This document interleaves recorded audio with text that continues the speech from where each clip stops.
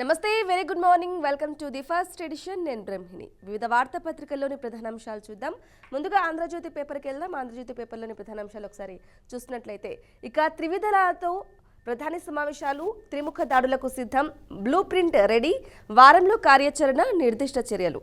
ఇక blue print అయితే ready అయిపోయింది. ఇక త్రివిధలతో ప్రధాని మోదీ అయితే వరుస సమావేశాలు అవుతూ ఉన్న నేపథ్యంలో, ఒక ప్రాధాన్యత అయితే సంతరించుకున్న నేపథ్యంలో వారంలో కార్యాచరణ ఉండబోతుంది. నిర్దిష్ట చర్యలు అయితే పటిష్టమైన చర్యలు తీసుకుపోతున్నారు. పాక్పై భారత్ అనేది గట్టిగానే కొట్టబోతున్నారంటూ కూడా ఒక ప్రత్యేక కథనాన్ని అయితే ప్రచురించింది ఆంధ్రజ్యోతి.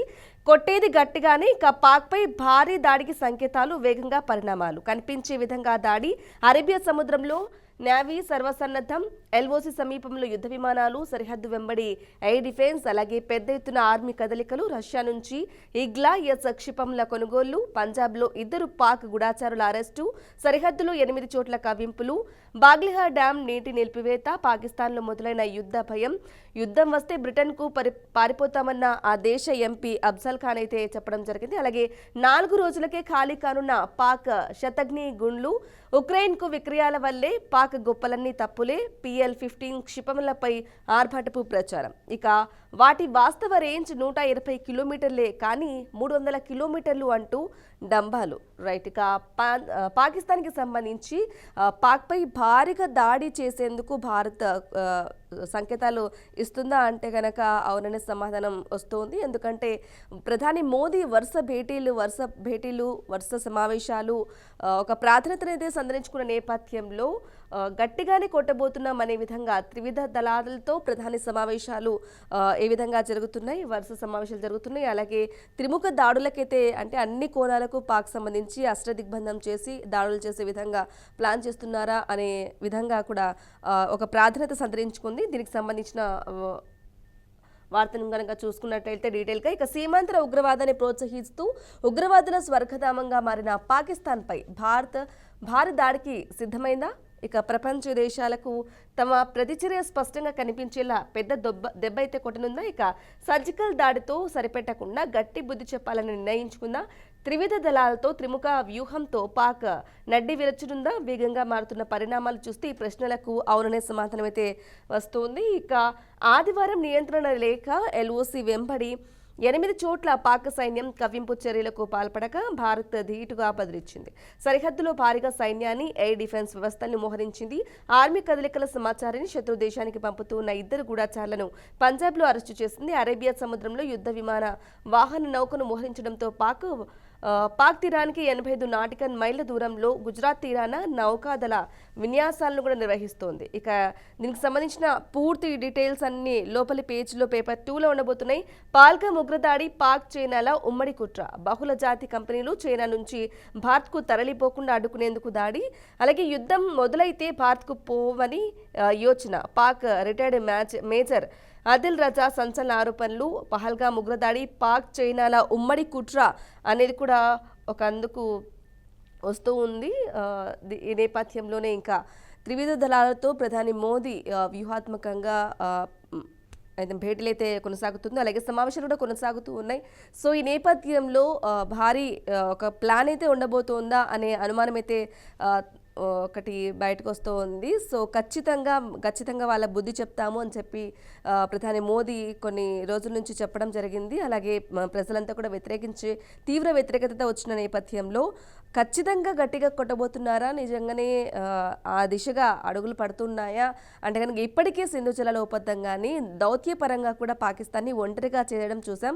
సో ఇక మీదట ఒకవేళ యుద్ధం కనుక మొదలైనట్లయితే పాకిస్తాన్ని ఖచ్చితంగా త్రివిధ దళాలతో త్రిముఖ అంటే మధ్యలో ఉంచి మొత్తం అన్ని సైడ్ నుంచి సరౌండింగ్స్లో అష్టదిగ్బంధం చేసి చుట్టుముట్టి వాళ్ళను చేయడానికి మేమేం తక్కువ కాదు అన్నట్లు ఇట్లా నేవీ కానీ, ఎయిర్ ఫోర్స్కి, డిఫెన్స్కి సంబంధించి కానీ, అలాగే ఆర్మీకి సంబంధించి కానీ మొత్తం అష్టదిగ్బంధం అంటే ఎటు చూసినా కూడా వాళ్ళనన్నిటిని జామ్ చేసి అష్టదిగ్బంధం చేసి మనం దాడి చేయడానికి సిద్ధంగా ఉన్నామా అనే కోణంలో అయితే మనకు ఆలోచన రేకెత్తుతోంది. ఎందుకంటే ఇప్పటికే చాలా వరుస భేటీలు అయితే జరుగుతున్నాయి.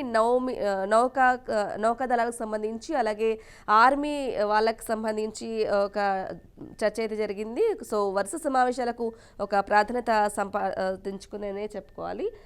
ఈ నేపథ్యంలో ఇక ఒకవేళ అది నిజమైతే గనక వాళ్ళని అష్టదిగ్బంధం చేసే దిశగా అయితే ఉంది అంటే ఖచ్చితంగా గట్టిగానే కొడతాం. ఎవరైతే పహల్గామ్ దాడిలో కాల్పులు జరిపారో ఉగ్రవాదులు, వాళ్ళని ఖచ్చితంగా ఎలాగైనా పట్టుకొని వాళ్ళకి అంతకంతగా గట్టిగానే కొడతాం అనేది సంకేతాలు పంపుతున్నట్లుగా కానీ అనిపిస్తోంది. రైట్, ఇక మిగిలిన వార్త చూసుకున్నట్లయితే విషం చిమ్ముదాం, సర్కార్పై జగన్ ముఠా వ్యూహం. వారాంతంలో హైదరాబాద్లో రహస్య భేటీలు, కడప జిల్లాకు చెందిన మాజీ ఐఏఎస్ సారథ్యం, రిటైర్డ్ ప్రస్తుత అధికారులతో మంత్రాంగం, ముఠాలో సుమారు 25 మంది సభ్యులు. ప్రభుత్వంపై తప్పుడు ప్రచారం చేయడమే అజెండా, బ్యూరోక్రాట్ తెలివితేటలన్నీ వాడాలని నిర్ణయం. ఇక టికెట్ ఇస్తామనే హామీతో ఒక అధికారికి వల్ల రాజధాని సమాచారం అంతా చేరవేస్తున్న ఆఫీసర్. రైట్గా విషం చిమ్ముతున్నారు జగన్కి సంబంధించిన కొంతమంది ముఠా అనేవాళ్ళు ఒక వ్యూహం అయితే అమలు చేస్తున్నారంటూ కూడా ఒక వార్తను చూసుకోవచ్చు.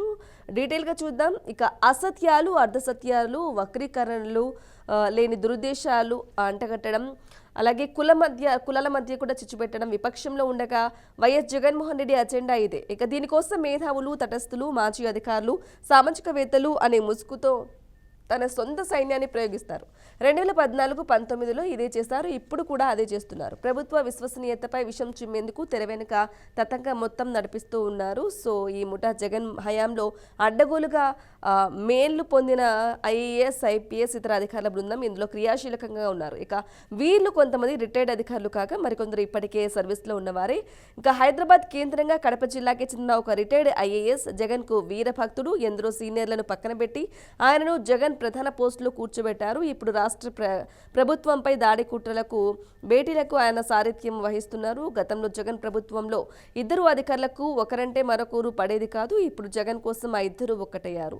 ఇలా ఇద్దరు మొదలైన బృందం ఇప్పుడు ఏకంగా 25కైతే మొదలైంది. ఇక దానికి సంబంధించి చూసుకోవచ్చు. ఇక సర్కార్పై జగన్ ముఠా వ్యూహం అయితే అమలు చేస్తున్నారు అని చెప్పేసి కూడా ఒక టీమ్గా ఏర్పడి, ఒక ముఠాగా ఏర్పడి 25 మంది ఐఏఎస్ అంటే సీనియర్ ఐఏఎస్ అధికారులు, ఇప్పుడు గవర్నమెంట్లో పనిచేస్తున్న వాళ్ళని కూడా ఒక ముఠాగా సైన్యంగా ఏర్పడి ప్రభుత్వానికి సంబంధించి ఏదైతే కార్యకలాపాలు జరుగుతున్నాయో వాళ్ళకి సంబంధించిన ఇన్ఫర్మేషన్ కూడా వీళ్ళన్నీ జగన్కి చేరవేస్తున్నారు అనేది ఒక ఆరోపణగా ఉంది. ఈ నేపథ్యంలో ఒక వార్తా కథనాంశాన్ని చూసుకోవచ్చు. విషం చిమ్ముదాం అంటే సర్కార్కి సంబంధించి, ప్రభుత్వానికి సంబంధించి, అమరావతికి సంబంధించి కానీ వాటన్నిటి గురించి ప్రజలకు విషమైతే చిమ్ముదాం, విషం చెప్దాము అని చెప్పేసి కూడా వాళ్ళ నుంచి అధికార వర్గాల నుంచి అధికారుల నుంచి గనక ఐఏఎస్, ఐపీఎస్ అధికారులు ఎవరైతే జగన్కి సంబంధించి వాళ్ళ మనుషులుగా పనిచేస్తూ ఉన్నారో గవర్నమెంట్లో, సో వాళ్ళందరూ కూడా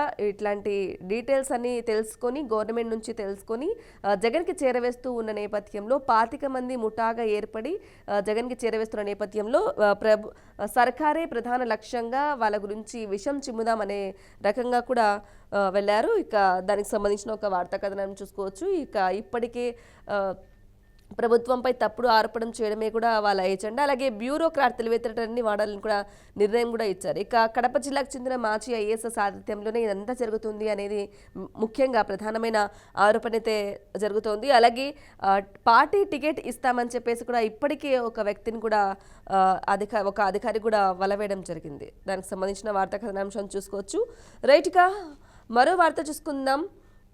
వార్త చూసుకున్నట్లయితే నిన్న ఇక నీట్ ఎగ్జామ్ జరిగిన నేపథ్యంలో ఘాటుగా నీట్ బెంబేలెత్తించిన భౌతిక శాస్త్ర ప్రశ్నలు 45 ప్రశ్నలకు గాను 25 రాస్తే గొప్పే. ఇక మిగతా సబ్జెక్టులోని కష్టమైన ప్రశ్నలు 450 స్కోరు వస్తే జనరల్ కేటగిరీలో సీటు, గడియారాలు లేక ఇబ్బంది పడ్డ విద్యార్థులు. జూన్ 14న ఫలితాలు, నెలాఖరిలోగా రైట్గా చూసుకోవచ్చు. విశాఖ ఏయూ ఇంజనీరింగ్ కళాశాల పరీక్షా కేంద్రం వద్ద విద్యార్థిని చెప్పులు విడిపించి మరీ తనిఖీలైతే నిర్వహిస్తున్నారు. ఇక నీట్ ఎగ్జామ్ జరుగుతున్న నేపథ్యంలో, ఎంబీబీఎస్కి సంబంధించిన ఎగ్జామ్ జరుగుతున్న నేపథ్యంలో ఒక ఫిజిక్స్కి సంబంధించి, భౌతిక శాస్త్రానికి సంబంధించి కూడా ఒక ప్రశ్నలైతే చాలా క్లిష్టంగా వచ్చాయనే ఒక వార్తా కథన అంశం చూసుకోవచ్చు.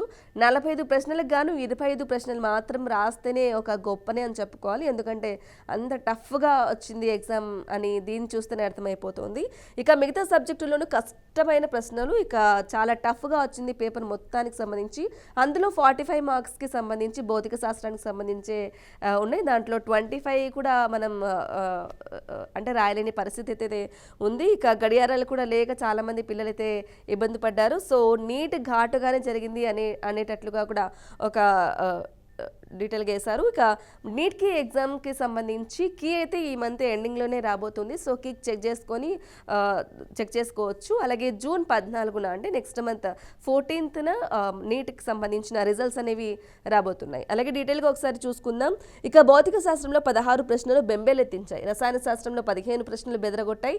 బోటనీలో 14. ఇక టోటల్గా మొత్తం జువాలజీలో 6 ప్రశ్నలు. ఇలా చాలా కష్టంగా పేపర్ మొత్తం వచ్చింది. ఇక ఒక్క మాటలో చెప్పాలంటే వైద్య విద్యలో ప్రవేశాల నిమిత్తం ఆదివారం దేశవ్యాప్తంగా నిర్వహించిన జాతీయ అర్హత పరీక్ష నీట్ యూజీ 2025 ప్రశ్నపత్రం ఘాటుగా అత్యంత కఠినంగా ఉంది.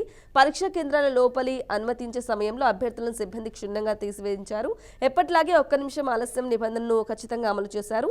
రకరకాల కారణాల వల్ల సమయానికి పరీక్షా కేంద్రాలకు చేరుకోలేకపోయిన విద్యార్థులు దానికి సంబంధించిన కూడా చూసుకోవచ్చు. ఇంకా వాళ్ళకి చెక్ చేసుకునే విధానం బట్టి కూడా లోపలికి వెళ్ళే విధానం కూడా అంటే కాళ్ళకున్న చెప్పులను కూడా విప్పించి మరి అంటే రాసుకొని వచ్చారా లేకుంటే ఏదైనా స్లిప్ పెట్టుకున్నారా అనే విధంగా, అంటే గడియారాలు కూడా లేక ఎలక్ట్రానిక్ వస్తువులు అటువంటివి ఏమీ తీసుకుపోనీయకుండా చాలా పగడ్బందీగా నీట్ ఎగ్జామ్ అయితే కొనసాగింది. ఇందుకు సంబంధించిన డీటెయిల్స్ అన్ని నీట్ ఎగ్జామ్కి సంబంధించి. సో ఇంకా మరిన్ని ప్రధాన అంశాలు చూద్దాం షార్ట్ బ్రేక్ తర్వాత. Stay with us. Welcome back the first edition. ఇక మిగతా వార్తల్లోకి ఒకసారి చూసుకున్నట్లయితే అకాల వర్షం తీర నష్టం, మండు వేసవిలో భారీ వర్షంతో సర్వత్రా అతలాకుతలం, 8 మంది దుర్మరణం, 1000 ఎకరాల్లో మామిడి వరికి నష్టం. ఇక దెబ్బతిన్న అరటి, బొప్పాయి, కొబ్బరి, మొక్కజొన్న, పిడుగులు పడి 6 మంది మృత్యువాత పడడం జరిగింది. అలాగే చెట్టు కూలి ఓ బాలుడు, విద్యుత్ ఘాతంతో మరొకరు. ఇక విద్యుత్ స్తంభాలు విరిగి సరఫరాకు అంతరాయం, విజయవాడ కాకినాడలో ముంచెత్తిన జోరువాన, ఉభయ గోదావరి జిల్లాలో భారీ నష్టం, మంత్రుల సమీక్ష, నేడు రేపు భారీ వర్ష సూచన, ఎక్కడికక్కడ నిలిచిన కరెంటు సరఫరా, యుద్ధ ప్రాతిపదికన పునరుద్ధరణ చర్యలు. ఇక చూసుకోవచ్చు ఒక మామిడి చెట్టుకు సంబంధించి అకాల వర్షం వల్ల మామిడికాయలు ఎలా రాలిపోయాయో, పక్వానికి వచ్చిన మామిడికాయలు రాలిపోవడం కూడా ఒక దృశ్యంగా చూసుకోవచ్చు. ఏలూరు జిల్లా మసునూరు మండలం లోపుడిలో నేలరాలిన మామిడికాయలు అంటూ కూడా ఒక చిత్రాన్ని కూడా వేయడం జరిగింది. ఇక అకాల వర్షంతో ఆరబోసిన వరి తడిచి ముద్దయిపోయింది. ఇక పశ్చిమ గోదావరి జిల్లా అచ్చంపేట వేమవరంలో తడిసి ముద్దైన ధాన్యం రాసులు అంటూ కూడా ఒక ఒక ఇమేజ్ని కనుక చూసుకోవచ్చు. ఇక సర్వత్రా అతలాకుతల, మండు వేసవిలో అకాల వర్షాల వల్ల చాలా ఇబ్బందులు అయితే పడుతూ ఉన్నాయి. వరి ధాన్యం కానీ, బొప్పాయి కానీ, అరటికి కానీ, మొక్కజొన్న కానీ ఇప్పుడు పంట చేతికొచ్చే సమయంలో రైతన్నలకు ఒక కన్నీటి శోధన మొదలైంది అని చెప్పుకోవాలి. సో ఈ నేపథ్యంలో పిడుగులు పడి కూడా అకాల వర్షం వల్ల పిడుగులు పడి 6 మంది మృత్యువాత పడ్డారు. అలాగే విద్యుత్ అంటే కరెంట్ షాక్ తగిలి కూడా ఒకరు మృతి చెందడం జరిగింది. చెట్టు, విద్యుత్ స్తంభాలు తగిలి అలాగే మీద పడి కూడా ఒక బాలుడు కూడా మృతి చెందడం జరిగింది 2 తెలుగు రాష్ట్రాల్లో. ఇక అకాల వర్షం రైతన్నలకైతే నిజంగా విషాదాన్ని మిగుల్చుతుంది అని చెప్పుకోవాలి. ఇక ధాన్యం కూడా ఆరబోసిన ధాన్యానికి కూడా చేతికొచ్చే సమయానికి కూడా ఇప్పుడు వర్షాలు అనేవి పడడం వల్ల మామిడికాయలు కూడా రాలిపోయి, కాయలన్నీ రాలిపోయి పక్వానికి వచ్చేవన్నీ వాటంతటా అవే రాలిపోయి కింద పడి దెబ్బ తగిలి ఉండడం జరుగుతుంది. ఇలా ఉండడం వల్ల మామిడికాయలు పంట దిగుబడి ఇబ్బంది అవుతుంది. అలాగే వాళ్ళకు చేతికి వచ్చే పంటను కూడా వాళ్ళంతటా వాళ్ళే పోగొట్టుకున్న విధానం కూడా అవుతున్న నేపథ్యంలో అకాల వర్షాన్ని నిజంగా రైతులకైతే నిజంగా కన్నిటినే మిగులుస్తుంది రైతులకి. ఇక చూసుకోవచ్చు మండు వేసవిలో అకాల వర్షం అతలాకుతలం చేసింది. ఉరుములు, మెరుపులు, వడగండ్లు, పిడుగులు, ఈదురుగాలతో కూడిన భారీ వర్షం బీభత్సం సృష్టించిందని చెప్పుకోవాలి. ఒక విధంగా సమ్మర్ మొదలైనప్పటి నుంచి ఉంటే అధిక ఉష్ణోగ్రత ఉంది. 44 degrees డిగ్రీస్ వరకు కూడా దాటడం అయితే మనం చూసుకోవచ్చు కొన్ని ఏరియాస్లలో పర్టికులర్గా. ఈ నేపథ్యంలో 44 నుంచి మధ్యాహ్నం కంప్లీట్గా ఎండ, అలాగే ఈవినింగ్ అయ్యేసరికి రాత్రి అయ్యేసరికి ఉరుములు మెరుపులతో కూడిన గాలి, వాన, ఈదురుగాలులతో వర్షం అయితే కురుస్తున్న నేపథ్యంలో పంటకైతే తీవ్ర నష్టమనే చెప్పుకోవాలి. ఇంకా డీటెయిల్స్ చూసుకున్నట్లయితే రాష్ట్ర వ్యాప్తంగా చాలా ప్రాంతాల్లో గాలి వాన హోరెత్తించింది. ఉదయం, మధ్యాహ్నం, సాయంత్రం ఆయా ప్రాంతాల్లో గంటల కొద్దీ వాన దంచుకొట్టింది. పిడుగులు పడి 6, అలాగే చెట్టు కూలి ఓ బాలుడు, విద్యుత్ ఘాతంలో మరొకరు మరణించారు. పెనుగాలులు, భారీ వర్షానికి వేలాది ఎకరాలు మామిడి, వరి, బొప్పాయి, మొక్కజొన్న, అరటి పంటలు దెబ్బతిన్నాయి. ముఖ్యంగా మామిడి, వరి రైతులకు భారీ నష్టం వాటిల్లింది. ఎదురుగాలులకు చాలా చోట్ల భారీ వృక్షాలు, చెట్లు, విద్యుత్ స్తంభాలు కూడా పడిపోయాయి. దీంతో విద్యుత్ సరఫరా కూడా అంతరాయం ఏర్పడింది. భారీ వర్షాలకు లోతట్టు ప్రాంతాలు జలమయమయ్యాయి. వర్షపు నీరు భారీగా రోడ్లపై నిలపడంతో వాహనదారులు ఇబ్బంది పడ్డారు. ఉమ్మడి ఉభయ గోదావరి, కృష్ణా, గుంటూరు, ప్రకాశం జిల్లాలో గంటకు 40 నుంచి 50 కిలోమీటర్ల వేగంతో ఈదురుగాలులు, అలాగే ఉరుములు మెరుపులతో కూడిన భారీ వర్షమైతే కురుస్తూ ఉంది. ఇక ఈ నేపథ్యంలో అరటి, బొప్పాయి, కొబ్బరి, మొక్కజొన్న వీటన్నిటికి కూడా ఇబ్బంది, ముఖ్యంగా వరి, అలాగే మామిడికి భారీ నష్టమైతే వాటిల్లినట్లుగా కూడా చూసుకోవచ్చు. ఇక ఎక్కడికక్కడ కరెంట్ అయితే నిలిచిపోయింది. యుద్ధ ప్రాతిపదికన కూడా అధికారులు పునరుద్ధరణ చర్యలు అయితే చేపట్టడం జరిగింది. ఇక నేడు, రేపు కూడా భారీ వర్ష సూచన ఇంకా ఉంది. ఈ నేపథ్యంలో తగిన జాగ్రత్తలు కూడా తీసుకోవాలి అంటూ కూడా అధికారులు సూచించడం జరుగుతోంది. అలాగే మరో వార్తా కథనాంశాన్ని చూసుకుందాం. ఇక చౌకబారు విమర్శలను తిప్పికొట్టండి. ఏ మంచి కార్యక్రమం చేసినా వైసీపీ దుష్ప్రచారం చేస్తూ ఉంది. ఈ నేపథ్యంలో వాళ్ళు ఏం చేసినా వాళ్ళని తిప్పికొట్టండి అంటూ కూడా చంద్రబాబు వ్యాఖ్యానించడం జరిగింది. ఈ నెలలోనే అన్నదాత సుఖీభవ, జూన్ తొలి వారంలో తల్లికి వందనం, చదువుకునే పిల్లలకు 15,000, సూపర్ 6 హామీలు అమలు చేస్తున్నాం. వీటన్నిటిని ప్రజలకు తీసుకెళ్లాలి. నామినేటెడ్ పదవుల్లో అధిక శాతం భర్తీ, అలాగే త్వరలోనే మిగతావన్నీ కూడా పూర్తి చేస్తాం. 18 కల్లా సంస్థాగత నియామకాలు, మహానాడు తర్వాత రాష్ట్ర కమిటీ, ప్రధాని సభతో ప్రపంచం దృష్టిని ఆకర్షించిన అమరావతి అని చెప్పేసి కూడా సీఎం చంద్రబాబు వ్యాఖ్యానించడం జరిగింది. అలాగే పార్టీ నేతలతో టెలికాన్ఫరెన్స్ నిర్వహించి మరి ఈ వ్యాఖ్యలన్నీ చేశాడు. ఇక డీటెయిల్గా చూసుకుందాం. టీడీపీ కూటమి అధికారంలోకి వచ్చి జూన్ 12 నాటికి ఏడాది పూర్తవుతుంది. సో ఈ నేపథ్యంలో ప్రభుత్వం చేపడుతున్న కార్యక్రమాలను టీడీపీ శ్రేణులు ప్రజల్లోకి తీసుకెళ్లాలి. 5 కోట్ల మంది ఆత్మగౌరవానికి అమరావతి ప్రతీక, యువతను అవకాశాలు, ఉద్యోగాలు కల్పించే విశ్వనగరంగా రూపుదిద్దుకుంటుంది అని చెప్పేసి కూడా సీఎం చంద్రబాబు అయితే చెప్పడం జరిగింది. ఇక జూన్ 12 నాటికి అమరావతి రాజధాని పునరుద్ధరణ పనులైతే ఏ విధంగా జరుగుతున్నాయో, ఒక ఉద్యోగాలకు సంబంధించి కానీ ఒక భవిష్యత్తు అనేది అమరావతితోనే ఉండబోతోంది, ఒక ప్రతీకగా ఉండబోతుంది అమరావతి అని చెప్పేసి కూడా చంద్రబాబు వ్యాఖ్యానించడం జరిగింది. ఈ నేపథ్యంలో జూన్ 12వ తేదీన గవర్నమెంట్ ఫామ్ అయి ఏడాది పూర్తి చేసుకున్న సందర్భంగా 6 గ్యారంటీలకు సంబంధించి మేము ఏవైతే అమలు చేస్తున్నామో, అన్నదాత సుఖీభవ, తల్లికి వందనం, 15,000 పిల్లలకు, చదువుకునే పిల్లలకు, అలాగే సూపర్ 6 హామీలు మొత్తం అన్నీ అమలు చేస్తున్నాం. వాటన్నిటిని ప్రజల్లోకి తీసుకెళ్ళండి. ఖచ్చితంగా జూన్ 12 కల్లా అమలు చేసి తీరుతాం. వీటన్నిటిని ప్రజల్లోకి తీసుకెళ్ళండి. ఎవరైతే తప్పుడు ప్రచారాలు చేస్తున్నారో వాళ్ళకి తిప్పికొట్టండి అంటూ కూడా చంద్రబాబు వ్యాఖ్యానించడం జరిగింది. వాటన్నిటిని సూపర్ 6 హామీలని ఏడాది లోపల పూర్తి చేస్తున్నాం. ప్రధాని మోదీ వచ్చి అమరావతి ప్రారంభించడం కూడా అంటే దేశాలనే చూపును మనకు ఆకర్షించింది అని చెప్పేసి కూడా చెప్పడం జరిగింది. ఈ నేపథ్యంలో ఒకసారి మళ్ళీ డీటెయిల్గా చేద్దాం. ప్రభుత్వం ఏ మంచి కార్యక్రమం చేపట్టినా వైసీపీ చౌకబారు విమర్శలు చేస్తుందని ముఖ్యమంత్రి, టీడీపీ అధినేత చంద్రబాబు ధ్వజమెత్తారు. దాన్ని దుష్ప్రచారాన్ని పార్టీ శ్రేణులు తిప్పికొట్టాలని పిలుపునిచ్చారు. 11 నెలల్లోనే స్పష్టమైన మార్పులు చూపించి ప్రజలకు నమ్మకాన్ని కలిగించామన్నారు. ఇక దానికి సంబంధించి చంద్రబాబుకు సంబంధించి ప్రభుత్వం ఏ కార్యక్రమం చేసినా చౌకబారు రాజకీయాల వల్ల దుష్ప్రచారాన్ని అయితే పార్టీ ధ్వజమెత్తుంది. ఇక చంద్రబాబు అధినేత ధ్వజమెత్తారు. పార్టీ శ్రేణులు వీటన్నిటిని కూడా వాడే దుష్ప్రచారాన్ని కానీ, చౌకబారు రాజకీయాలు కానీ వాళ్ళన్నిటిని పార్టీ నుంచి తిప్పికొట్టాలి అంటే కూడా మాట్లాడడం జరిగింది. దానికి సంబంధించిన వార్తా కథనాంశాన్ని చూసుకోవచ్చు. రైట్. ఇక మిగిలిన వార్తా కథనాంశాన్ని ఒకసారి చూసుకున్నట్లయితే 4,000 ఎకరాలు, 80,000 కోట్లు, రాజధానిలో ల్యాండ్ మానిటైజేషన్తో నిధులు, ఎకరం 20 కోట్లకు విక్రయించాలనే నిర్ణయం, అమరావతిలో వివిధ ప్రాజెక్టుల వినియోగం తీసుకున్న రుణాల తిరిగి చెల్లింపునకు కూడా ఉంది. ఇక 80,000 కోట్లు, 4,000 ఎకరాలు అంటూ కూడా ఒక వార్తా కథనాంశం చూసుకోవచ్చు. అలాగే మరో వార్తా కథనాంశం చూసుకుందాం.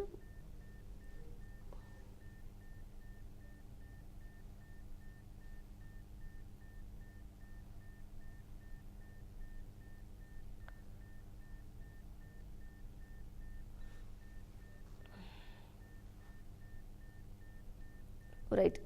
ఏం చేస్తున్నారు? సేవింగా లేకుంటే స్పేవింగా అంటే కూడా ఒక చూసుకోవచ్చు. డిస్కౌంట్ల పేరుతో ఊరించడం, ఆలోచించుకునే సమయం కూడా ఇవ్వకపోవడం, ఏదో కొందామని వస్తే అవసరం లేనివన్నీ కొనుక్కునేలా చేయడం, ఇదంతా ఒక మార్కెటింగ్ వల్ల దాని పేరు స్పేవింగ్. సో సేవింగ్ చేస్తున్నారా, స్పేవింగ్ చేస్తున్నారా అంటూ కూడా ఒక వార్త కథనాంశం చూసుకోవచ్చు. హైదరాబాద్ చెందిన ఓ వ్యక్తి తన బంధువు ఇంటికి వెళ్ళాడు. అక్కడ 2 లీటర్ల లిక్విడ్ డిటర్జెంట్ ప్యాకెట్ ఉండడాన్ని గమనించాడు. ఇన్ని ఎందుకు కొన్నారని అడిగితే ఆఫర్లో ఉందని కొన్నానని ఆ బంధువు సమాధానం ఇచ్చారు. వంటగదిలోని పాత్రలు పెట్టుకునే స్టాండ్లు 3 ఉన్నాయి.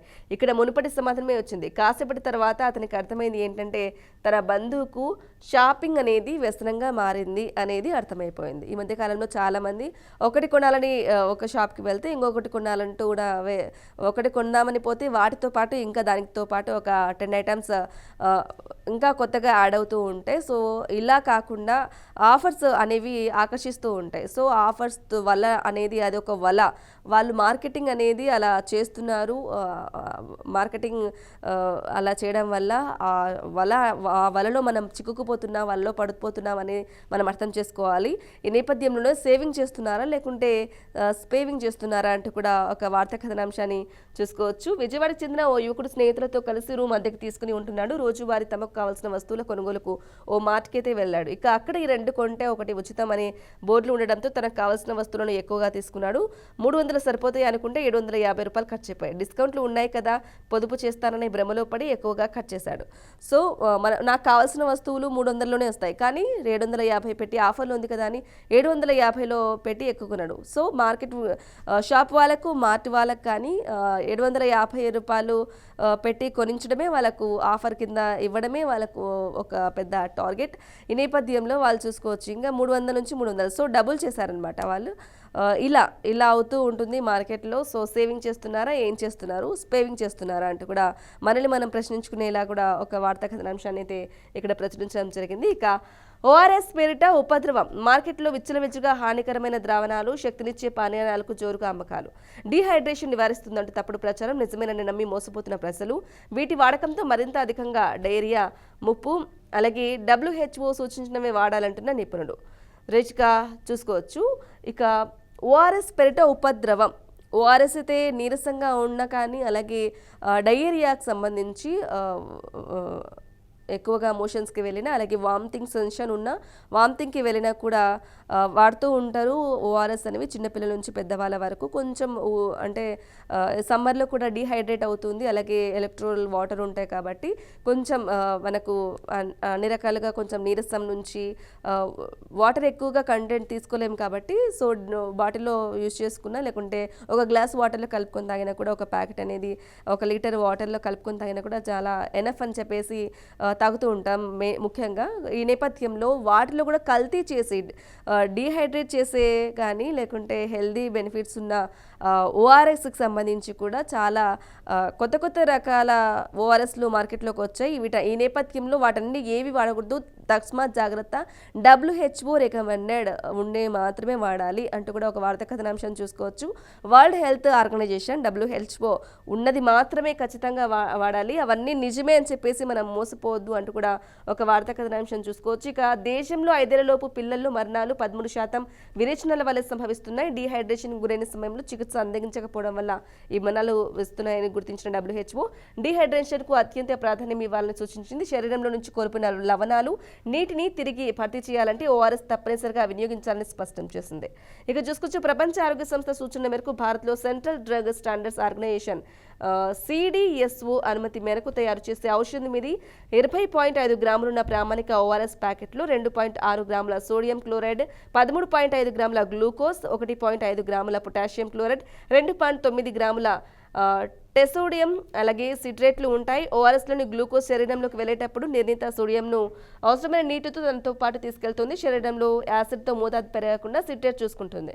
ఇక దీనికి సంబంధించి ఓఆర్ఎస్ WHO సూచించిన మేరకే ఓఆర్ఎస్లని వాడాలి. మార్కెట్లో చాలా కొత్త శీతల పానీయాలకు సంబంధించి ఒక ప్యాకెట్లలో ఫ్యాంటా లాగా ఓఆర్ఎస్లు వస్తూ ఉన్న నేపథ్యంలో ఓఆర్ఎస్ను WHO సూచించింది, రికమెండ్ చేసింది మాత్రమే వాడాలని చెప్పేసి కూడా ఓఆర్ఎస్కి సంబంధించి ఒక వార్తా కథనాంశాన్ని చూసుకోవచ్చు. సో ఇవి ముఖ్యంగా ప్రధానాంశంగా ఉన్నవి చూసుకోవచ్చు. ఇక ఇది వాటిది first edition. Stay tune BRK news తెలుగుడి సత్తా.